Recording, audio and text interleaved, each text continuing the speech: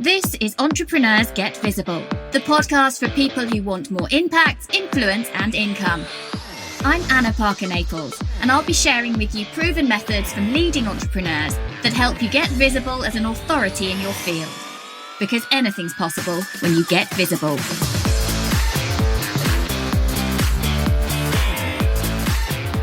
Becoming a speaker in your industry, even if it is just at local events, is a really powerful way to get your message out there to the right people. It's a brilliant way to share some of your story, draw in more connection from your listeners, from your audience, so that you can then potentially sell. And that selling might not be actually then pitching and promoting something. It might be just that they are bought into you and you are able to position the expertise that you have and the service that you offer. So in this episode today, I want to talk through how you can get more speaking gigs. So first of all, start local. Start looking at what local networking events you could get up and speak at. What are the requirements? Every town has lots of networking, business networking events going on, and you want to start to put yourself forward to speak at those events first and foremost. Because becoming a little bit of a local celebrity for what you do really boosts your credibility for your industry as well.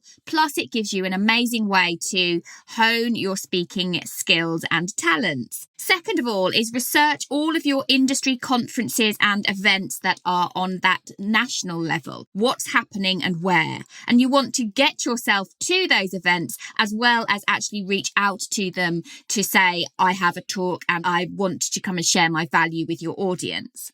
The third thing is to be aware of international events.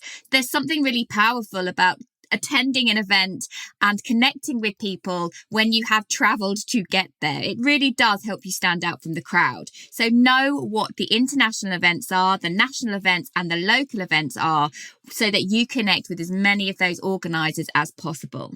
So the second thing really that I want to mention is tell people that you speak on your subject. It might seem really obvious, but if you don't have this on your profiles, on your LinkedIn, on your Facebook, on your website, how is anyone going to know that this is a service you can provide, that you can share your value in this way? Because not everybody is comfortable being a speaker. Not everybody is ready to be a speaker. So let people know that that is something that you do. The third thing really then I want to speak about is you need to be really clear on what you want to speak about. And this is something that I struggled with in the early days, knowing that I wanted to get up there, motivate and inspire people. And knowing that I had an epic story of my journey from wheelchair to Hollywood and beyond. I really felt that because I've got such a powerful message within my story, that was enough for other people. But it isn't. You've got to think about the audience. This is going back to the ideal client. Think about the audience or the event promoter as that ideal client. What problem do they have?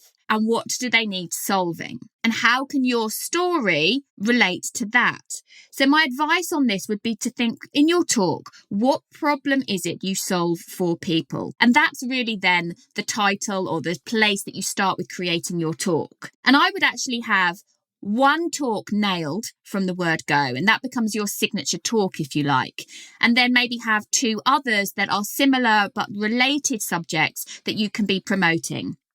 It's often quite interesting when I send emails out to potential events and conferences to speak at. When I have 3 talks, often the one that are slightly different subjects, all connected and all related to my expertise.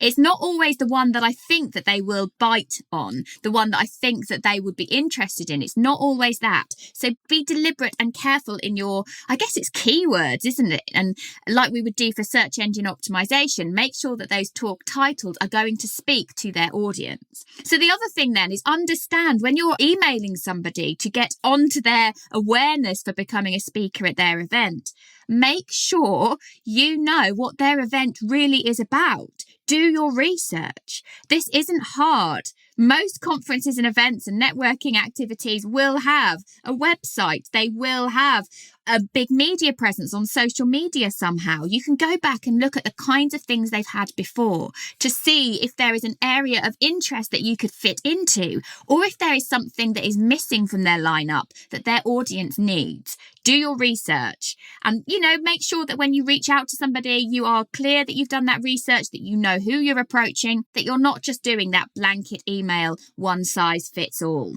The fourth thing, if you're going to an event and you know that long term, this is on your aim to be a speaker at, maybe next year, maybe the year after, before you go to the event, the day before, message the organiser, message the person in charge to just say, hey, I'm a speaker too, I'm coming tomorrow and I'd love to connect with you. I'm excited about what's going to happen tomorrow.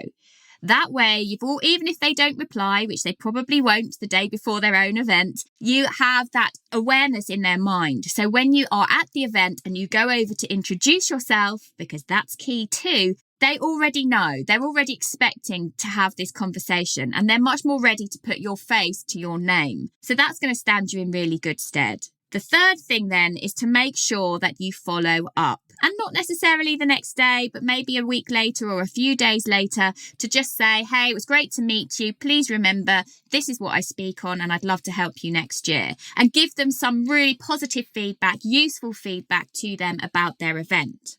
And 5, when you're starting out doing more speaking, or maybe you've done some for a while, but you need to get out there again, I think you need to make in your mind it clear when you will and when you won't speak for free. So there's 2 models really, isn't there, for speaking? There is deciding that you are going to speak for free, but you're going to sell and promote yourself or your goods and services. And then the other is to speak for a fee, where it isn't a sell, where you are giving the value and people have seen you, met you, connected with you, but you are clearly not selling. So I think you need to be clear in your mind when it is worth your while to do it for free. And reasons for me would be 1, it's completely and utterly the right audience. 2, that I could get valuable footage.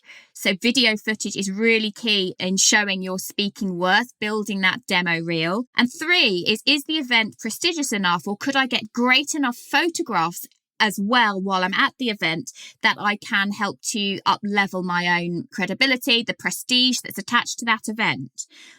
And 4, I guess the final thing there would be, how much do I need to hone this new talk? How much do I want to practice it in a relatively safe, smaller environment? So be clear on when you will do it for free and when you are going to charge your fee.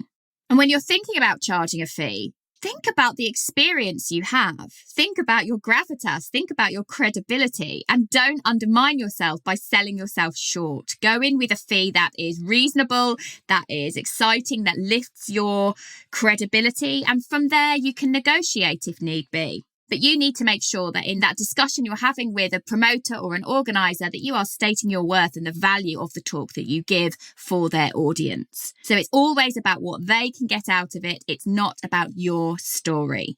Now, in your talk, your story may well come up, but what's the value to other people? So just to recap then, in terms of getting more speaking gigs and why you should do that, it is because you can raise your credibility. You can connect with audience in a really powerful way in the room.